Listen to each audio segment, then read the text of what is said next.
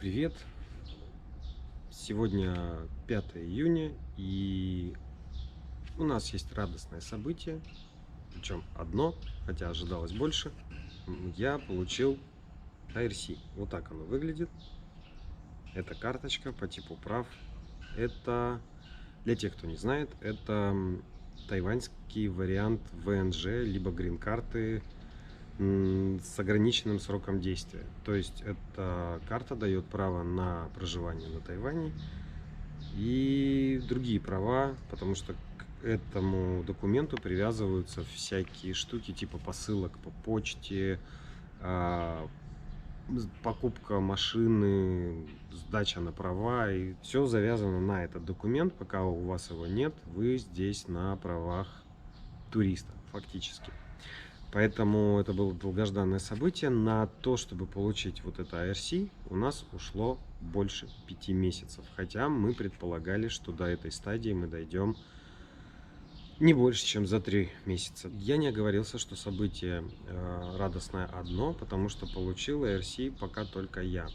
Какие проблемы нужно избегать? Что нужно сделать заранее для того, чтобы не потерять столько времени и этот процесс был более эффективным и быстрым и простым. Итак, все по очереди. Когда регистрация компании заканчивается, кажется, что процесс уже на финише. Но после этого еще нужно месяц-полтора, может быть 2, как в нашем случае, на то, чтобы реально закончить процесс. У вас есть регистрация компании. Выглядит это следующим образом. Это книга. Нам, по крайней мере, юристы сшили все сразу. Все свидетельства, все предварительные разрешения, номер компании. Ну, там, в общем-то, много документов. Там пачка такая, ну, наверное, сантиметр толщиной. Все это сшивается в одну книжку, чтобы ничего не потерялось. После этого следующий шаг. Нужно зарегистрироваться самостоятельно уже, а еще лучше найти бухгалтера, который будет работать с фирмой, как сделали мы. С помощью этого бухгалтера пойти зарегистрироваться в местной налоговой инспекции. Ничего сложного, там просто зайти, выйти и все. Причем налоговая выглядит, ну, прям очень хорошо. Мне понравилось. Это такой open space, ряд столов, офицеры налоговые. И сзади на открытой вот площадке, да, куча столов, то есть это вот вся налоговая, она вот она. Следующий шаг после этого — это поход в банк для получения официального счета. То есть тот счет, который открывается для перевода инвестиционных денег, оказывается, это временный счет. И нужно после временного счета получить официальный. Ну, то есть его перевести, номер, потому что не меняется, остается тот же. Этот процесс занимает несколько часов в банке. Сидеть придется, там достаточно много документов, какие-то тонкости выяснять. То есть туда нужно идти со знанием языка, либо с переводчиком, либо с партнером. Я предполагал, что вот заход в банк будет один, но оказалось это не так. То есть мы написали заявление на перевод официальных компаний. Потом мы тут же подали заявку на регистрацию счета в валюте в иностранной, ну, то есть в американских долларах, для того, чтобы иметь возможность делать трансграничные операции. Но это тоже не быстро. То есть мы отставили заявку, и нам сказали, придет по почте вам письмо. Когда придет, тогда приезжайте снова, будем завершать документы делать по этому счету. Ну, наверное, недельку на это дело ушло. После этого мы делали еще подключение клиент-банка для онлайн-платежей.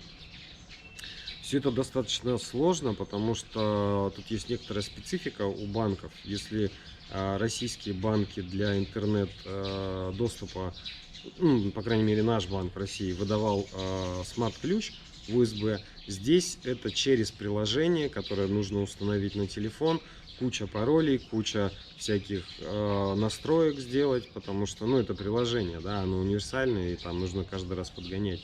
И все бы ничего. И вот в интернет, в онлайн-кабинете есть вариант перевести на английский язык, либо я могу перевести, это возможно перевести в браузере просто сразу на русский. Все понятно. Интернет-банкинг такой же, как в России. Ничего там, никаких особенностей нет. Все даже проще.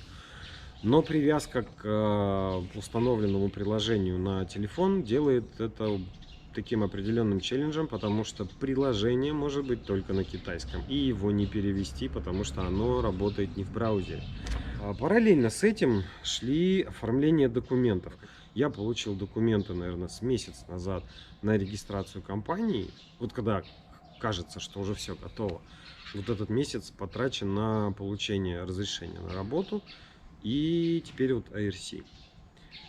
Причем изначально нас ввели немного в заблуждение. Я думал, что нужно получать после разрешения на работу резидентскую визу, а потом на основании ее IRC. Оказалось, что вроде можно сразу IRC, мне его выдали, я не понял почему. Для того, чтобы получить разрешение на работу, мы делали перевод диплома. Причем многие, кто здесь живут, кто устраивался на работу, говорят, что перевод диплома должен быть на китайский, на традиционный китайский язык, и все утверждают, что он должен быть легализованный, то есть прошедший процедуру легализации в Москве. Это заверение у нотариуса, заверение в Министерстве юстиции, заверение в Министерстве иностранных дел и в тайваньском посольстве в Москве.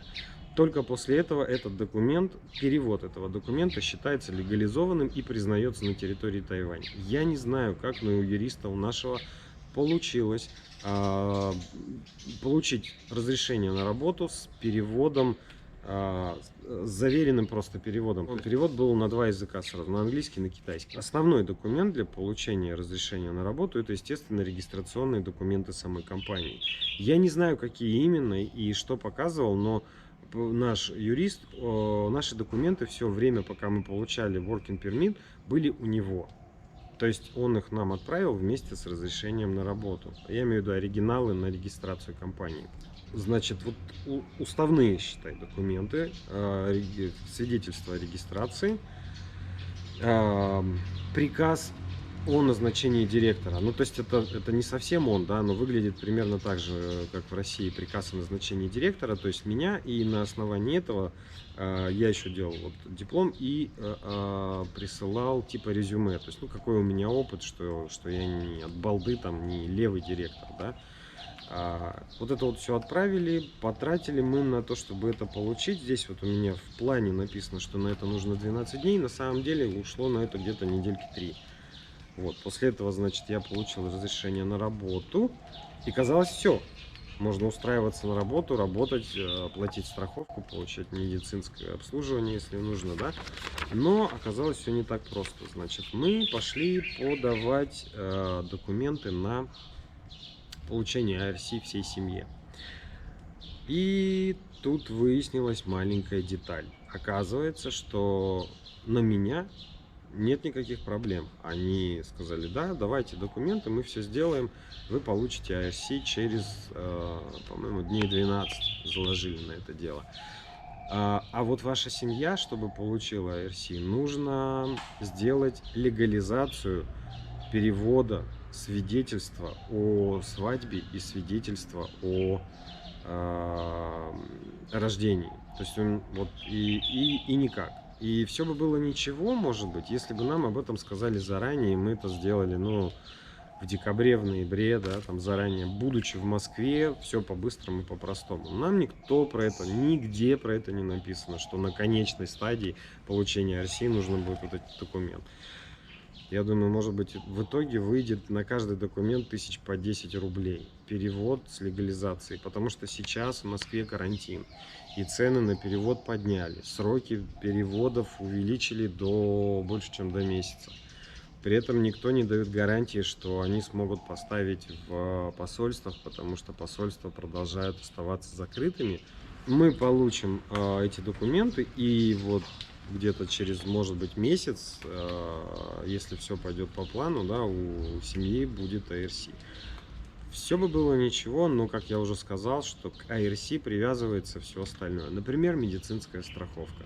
Мы узнали одну маленькую подробность о медицинской страховке. То есть, казалось бы, что, опять же, да, опять вот этот рубеж, когда ты доходишь до получения IRC, и кажется, что все, задача выполнена, можешь переключаться и наконец сосредоточиться на каких-то более важных делах, типа там построения нового бизнеса, да, помните, задача-то в этом состояла. Нам пришло письмо после регистрации компании, что в течение 15 дней после регистрации мы должны пойти вот зарегистрироваться, встать на учет, да, в местной страховой компании медицинской. Но проблема была в том, что когда это письмо пришло, документы были еще у юриста. После этого они пришли, у меня не было IRC. Ну, то есть, а я еще даже как бы официально-то, получается, в фирме не устроен. Как я могу куда-то идти, что-то где-то регистрировать, у меня ни документов, ничего нет, а там срок 15-дневный. Ну, мы позвонили, договорились, что придем позже. Вот. И когда мы пришли в офис страховой компании, выяснилась одна маленькая деталь, которую до этого все, вот информацию на эту тему я читал, и жена у меня собирала, да, а мы видели везде, так скажем, разрозненные либо некорректные данные по вопросу, а как быть с медицинской страховкой. Так вот, медицинская страховка на Тайване полагается людям, получившим IRC, через полгода с момента выдачи IRC. Не с момента, когда человек приехал на остров, не с момента, когда он зарегистрировал компанию, а с момента выдачи IRC. Это означает, что когда человек приезжает на Тайвань с целью регистрации компании, у него это занимает, ну как вот если пойти по нашему пути, 5, а то может быть и 6 месяцев, как в случае моей семьи. Соответственно, страховка медицинская будет через год. И если бы мы знали об этом немножко заранее, ну так-то, в общем, ну жди, дожди, да, сделай какую-то другую страховку. Но туристическая страховка с полным покрытием для всей семьи из 4 человек это, ну, это не шуточное уже такое занятие, это не копеечное мероприятие. Это стоит много денег. Причем это стоит не так много денег, если страховаться сразу на год. Но короткие сроки это всегда плохо. Поразила еще одна вещь. Естественно, у всех стоит вопрос, а что за страховка, да, и какие там тарифы и так далее. Как оказалось, для назначенного иностранного директора вот в такой вот инвестиционной компании есть минимальная зарплата. Ну, собственно, я об этом знал. Но тут важен, так скажем, тариф, ставка. Так вот, для работников, для среднестатистических работников на Тайване, если я правильно понял, если мне корректно донесли все, с кем я разговаривал, начальная ставка для зарплаты 23 800 тайваньских долларов. Для меня минимальная ставка со слов бухгалтерши, нашей бухгалтерши, 40 тысяч тайваньских долларов. А в медицинской страховой компании мне сказали, что самый минимум, который они могут принять, это 34 800 тайваньских долларов моей зарплаты. Но дальше еще очень интересная вещь. То есть мне все говорили, что да, сколько значит ставка медицинской страховки. И, естественно, мы, как приехавшие из России, мы оценивали эту ставку медицинской страховки, исходя из той категории, к которой мы привыкли в России. Да, я помню, что в России медицинская страховка это ну никак не меньше 5%. Нам говорили про такой же тариф, то есть ну вроде как нормально, да? Но потом выяснилось детали, важны всегда детали. Страховка реально 4,75%. Но она за каждого. А при этом для всех остальных работников компании ставка 1%.